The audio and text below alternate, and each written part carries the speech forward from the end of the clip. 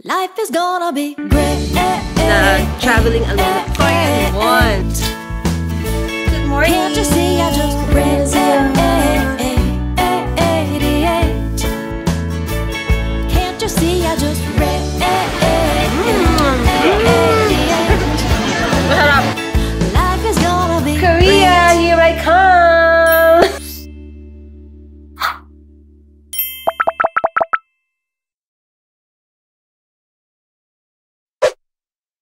Okay, so I am ready. Actually, not totally ready. Kung alam nyo lang, ano ang pinagdaanan ko bago ako umabot sa ganitong oras. The time is 11:15. At ang flight ko ay alas 6 ng gabi. Well, I still have time. Konting story time. Late na ako nakatulog. Siguro mga 2 a.m. Tapos nagising ako like wala pang 6. O short lang ang tulog ng lola nyo. And then, namalengke ako. At sabi ko kay mama, magluluto pa ako ng dinuguan. Alis na lang, magdidinugaan pa eh. Actually, nakaluto na ako ng sinigang na maya-maya. Pero, nangako ako kay Hazel na ipagluluto ko siya ng dinuguan. So, I'm cooking dinuguan. Bago ako umalis, yes, para lunch na din namin. At saka hanggang dinner na din nila. And, samahan nyo ako guys, mag-pack. Everything is already here. Na-sort ko na siya. Currently, ang aking maleta ay wala pang laman. Charan! Eto din, wala pang laman yan, yung hand carry ko. And it's all here. Akalat siya dyan. Ayan ang mga dadali natin. Nakasort naman na. It's here already. Baka interesado kayo kung ano yung mga dinadala ko. So, let's do packing. Bago yun guys, magluto muna tayo ng dinugo. Okay, I have to leave the house by 1 o'clock. So, I still have almost 2 hours. Kaya natin yan. Wala tayong hindi kaya. Pero, yung maingay po is our aircon. Ayan na po yung bagong kabit na aircon. Yung matagal ko nang sinasabing gusto kong magka-aircon dito sa ground floor. Medyo may konting ingay at hinahangin niya ang buhok ko. Pero very comfortable na akong magluto at saka mag-vlog. Buksan natin ang kanilan. So, dinuguan, here we go. Yung nanay ko, ang hilig niya. May mga paganto. Tapos meron na naman siyang nilagay dito, guys. Ito, nung nagpunta kami sa SM, nag-shopping kami ng mga Christmas decor, ayaw bitawan. Nilalagyan pa ng ribbon. Ito naman, ako talaga yung may gusto nito. Ako yung pumili. Pero, ibang vase. Sabi ko, bibilihan ko ng vase, pero nilagay na niya dito. Ito yung mga vase na ginagamit namin before sa Halamams. Ayan, may mga natira pa. And ito din, galing yan dun sa may aircon. Tinanggal kasi tamaan na. Nilagay ng nanay ko dito. Pero ang nakalagay dito talaga, kaya siya merong sabitan at saka dito, yan, meron siya before na malaking display. Yung nanay ko, dito yan nilagay. Diyan daw. Ay, bababasa. Oh my God. Ayan. Na nga, na-traffic pa ako. Diyos ko, nagmamadali na nga eh. It's my 7th day today, yung aking mga gamot. 7 ba? Tuesday, Wednesday, Thursday, Friday, Saturday, Sunday, Monday. Yes, today is my last gamot. Pero pumuputok pa din yung aking ubo. And medyo pumayat ako, guys. Well, feeling ko lang, no? Pumayat yung aking mukha at saka yung aking mga extremities. Maliliit na nga, lumiliit pa lalo. Ay, nako, nakakainis. Magluto na nga tayo ng dinuguan. For our dinuguan, meron tayo ditong pork na in-slice ko na siya kanina. This is 1 kilo. And then garlic, onion, pepper, regular na suka, tapos sili. Kulang yung sili kasi nakalimutan kong bumili. Tira lang namin yan. And then we have dugo. The dugo is so konti. Parang ang dami ng meat for the dugo. Tama ba? Comment below please.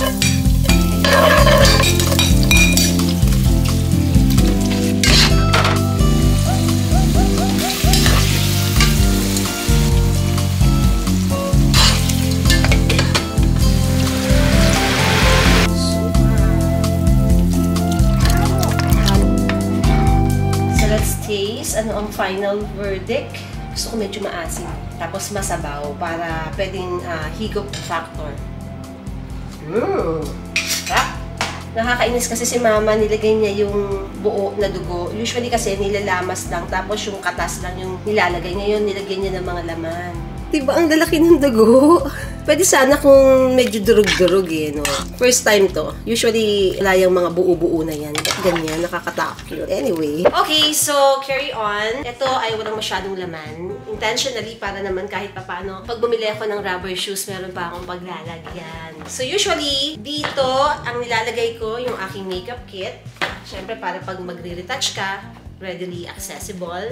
And then, tinransfer ko na lang dito yung aking hair iron kasi wala naman nga siyang laman. So, para hindi siya masyadong masiksik doon pagka nagkabalibagan. Alam mo yun. Tinanggal ko doon sa check-in luggage ko itong aking heat tech. In case na pagbaba ng eroplano sobrang lamig, kailangan kong mag-layer. Dahil at this time, wala akong layer, wala rin akong layer dito. So, pag malamig, at least, hihilahin mo na lang. May pabango, nilalagay ko dito. Pag meron akong extra shoes, extra bag, dito din siya nilalagay. Pero dahil ngayon, hindi ako nagdala, isang bag lang ang dala ko, talagang maluwag siya. And then, what else? Parang yun lang. Yung shawl, dito ko din siya nilalagay since hindi ko pa naman kailangan. So, let it be here para lang sa mga pagkailangan natin, kunin natin dyan. And then, wala na. Di masaya, walang laman. First time yun guys, sa totoo lang. Usually, puno din to. Dito, of course, para mabilis nang kuhanin dahil always pinapalabas ang laptop. So, para kuha-kuha na lang tayo, nandiyan dyan. And then, also yung ating adapter. May camera, charger, na dapat sa loob. Dito na lang muna siya. Okay lang yan. Let's close it!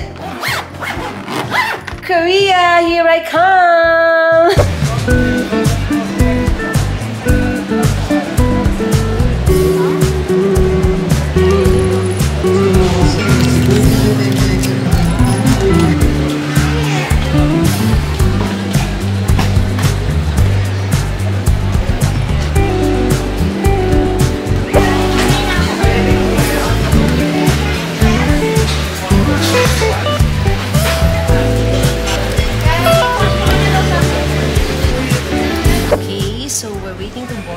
In a few minutes at napakaraming tao dito sa Terminal 3, ang daming flights, saka ang daming na rin mga open na mga stores. So, it's going back to the usual.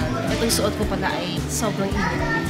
Plus, mainit pa talaga dito sa airport dahil maraming tao.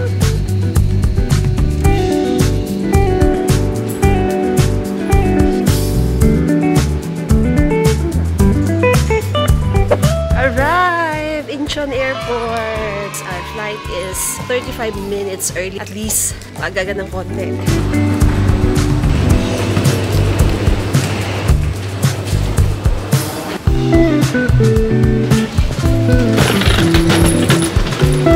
Waiting for my check-in luggage. Time is 10:20 Philippine time. Pero dito, 11:20.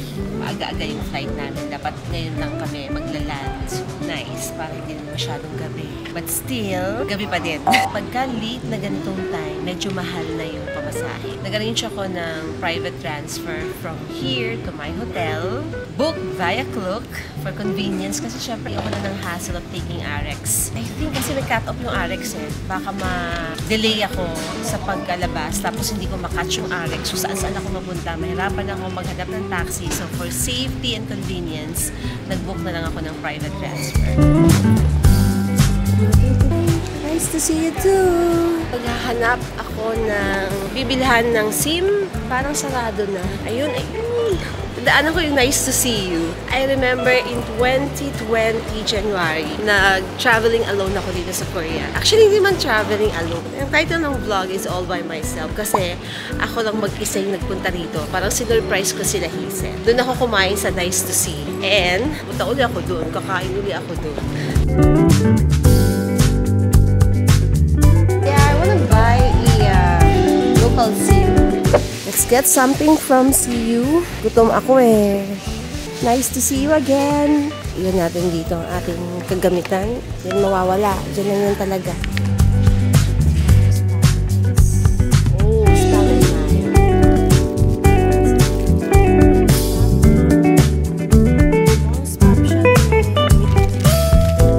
so I got my midnight snack for only 4,200 yen. I mean, Korean won. So it's about 180 pesos. Parang mamaya ako nakakainin kasi yung aking pick-up is nandoon na at may bayad kapag ka nag-exit the waiting time. Let's go! Checking in. Check-out time 11 a.m. Check-out 11 a.m. Okay. 감사합니다. Yun. Nadali mo, girl. Okay. Room tour. Charot. Room tour sa alauna na madaling araw. Cute! cute! O, di ba? May table, may kainan. We can eat here. Saan natin to ilalagay? Okay, so it's sobrang liwanag. Ang ganda ng hotel. So nice. I feel like tumama ako sa pagkuha ng hotel. Maingat ako guys sa pagpili dahil syempre gusto ko ng comfortable, tapos gusto ko ng malinis, maganda, maayos lahat, tapos hindi ka mahalan, ganon. Gusto ko yung mga pa-shelves dito. Ano yan? Mga towels, tissue, tapos syempre I think ito yung mga toothbrush. Ayan. Okay, so here we have shower cup, dental kit, and all. Hair dryer, may pakape, green tea, drawer lang. And then, merong mini fridge. Siyempre, walang laman to. May free na water. Hello, malamig. Malamig. Okay siya. Meron tayong TV, may sofa, and may couch, may table. This is a double bed. Nice. What's this? Ay, dito ang telepono. Oh, nakikita ang laba. Nice. Sharan! Ayun, may cabinet. Drawer. Ay, may vault. Nice. And then, toilet. Wow, ang ganda ng tiles. I like the tiles. Annyeong! Annyeonghaseyo! Sparkling clean! Oh, it's like Japan. May tagahugasayan ng puwet. Nice. The time is 1:32 a.m. and sa atin ay -1, 12:30. Kain muna tayo. Let's eat. So, midnight snacking tayo. Ito yung binili natin kanina sa airport. O, diba? Nairaos ko ang aking spam rice. Kahit na hindi dun sa bowl na frozen. Orange juice plus favorite na egg from Japan. The egg. Seasoned na, so masarap siya. Fried rice na may spam.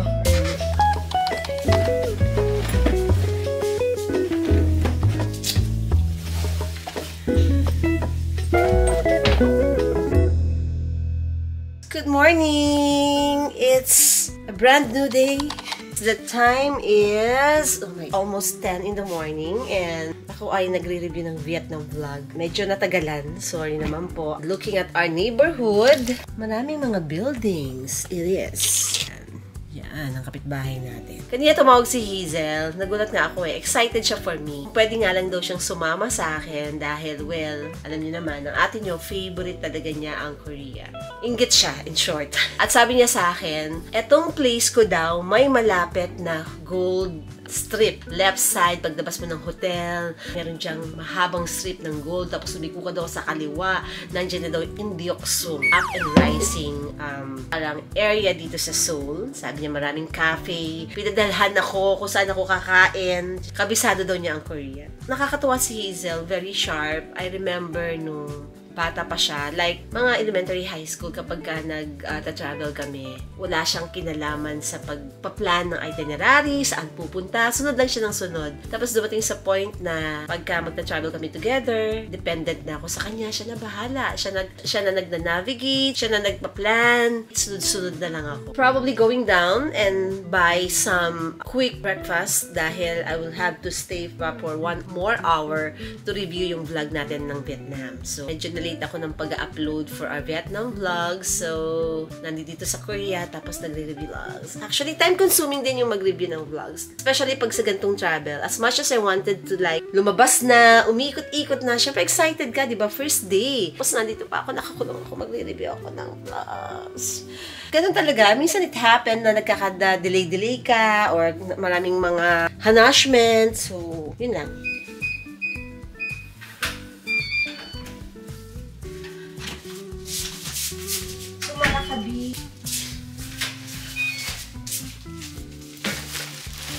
Okay. Hello. So, kagandahan ng may convenience store right downstairs.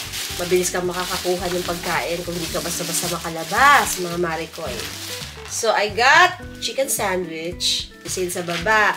Buy one, take one. Sa mga hindi nakakaalam, nag-work po ako sa Perfetti Vanmel. Dati-dati pa. So, I love Mentos. Gabi ko pa gustong mag-Sprite. Bumili ako, sabi din, 1 free uli! O, diba? Libreng isa, buy one, take one. This is 3,000 Korean won, which is about 130 pesos. Ano ba to? Fresh milk, skim milk, non-fat milk. Hirap magtanong guys eh.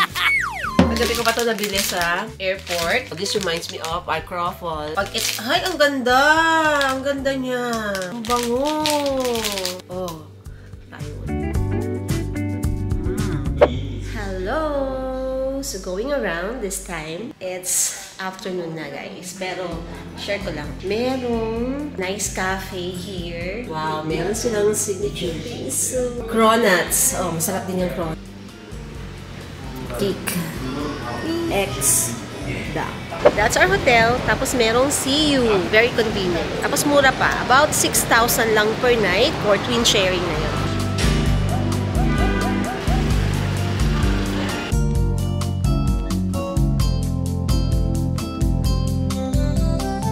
Okay, so tikman natin ang chicken. 3,500.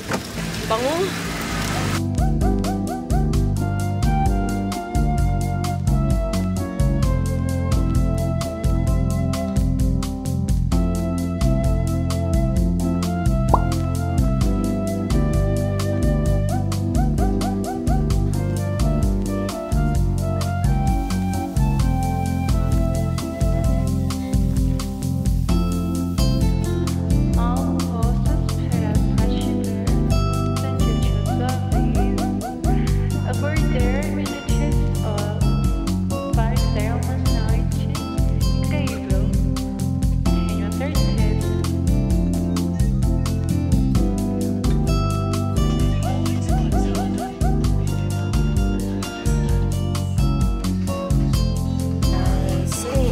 So, I am full. Busog na po. Dessert tayo ng bingsu. Ang dami kong nadadaanan na cafe. At saka mga kung ano-ano mga items.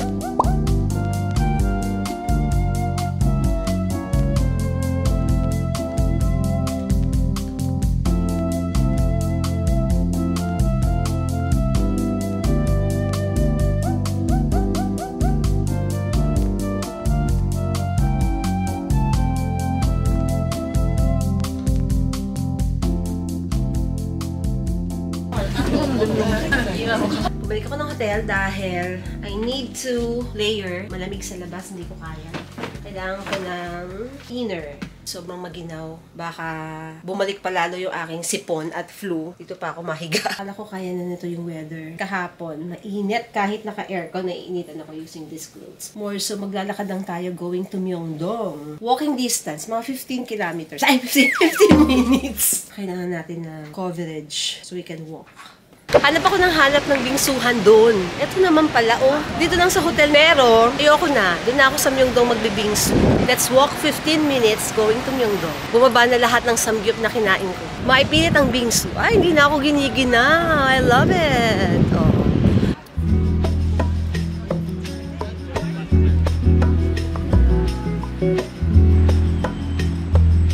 May Catholic Mass dyan, guys. Every Sunday.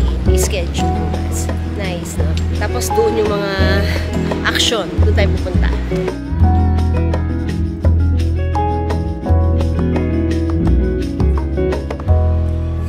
Doon ang mga kaganapan ng mundo.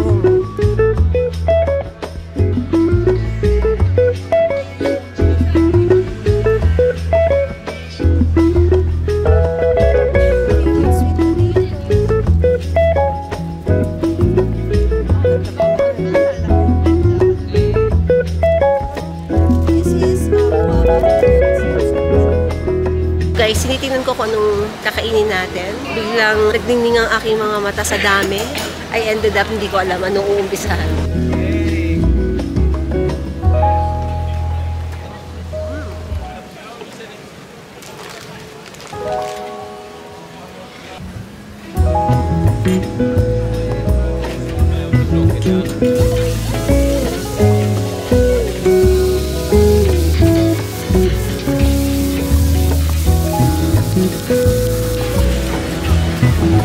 $15,001.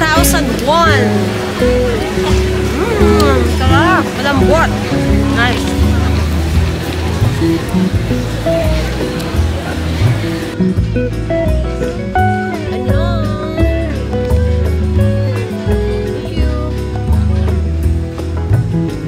Iniisip ko kung may may sugar o wala eh. Kasi parang hindi naman sobrang sweet, tamang-tama lang. Ang lambot. Lambot ng beef. Pagka mahal, okay lang, basta masarap. 15 croissant siya. Guys, this is croissant. Meron siyang palaman na Nutella. Tikman natin. Sarap! Jelly na pinagkakagulong.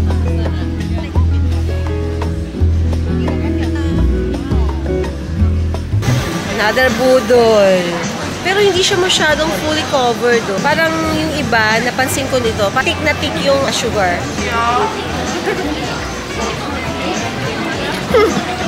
Masarap. Matamis na siya, acidness eh. Guys. Parang hindi ko bet. Nasusugatan yung dilagwid ko sa mga tigas ng candy. Hindi siya crunchy. Masyadong thick ba yun? Pero guys, masarap yung fruits. Yung sugar lang hindi ko bet.